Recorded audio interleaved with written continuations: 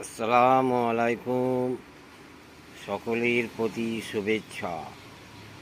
পশ্চিম বাংলার বিধানসভায় একজন বিধায়ক আমার বিশেষভাবে প্রয়োজন।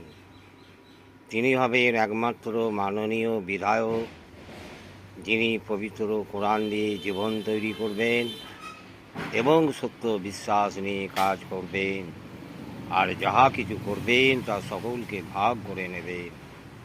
ভাষণ দেবেন না এবং ইয়া ভাষণ মনে করবেন না।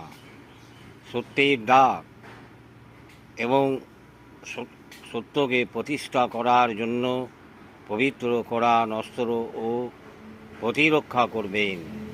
পবিত্র সংবিধান ও জাতীয় পতাকার উপর সম্মান জানিয়ে এবং ইসলাম পজিটিভ ধর্ম মেনে নেগেটিভ চিন্তায় যেগুলি ধর্ম নয় অর্থাৎ অধর্মের বিরুদ্ধে সত্য প্রতিষ্ঠা করবেন।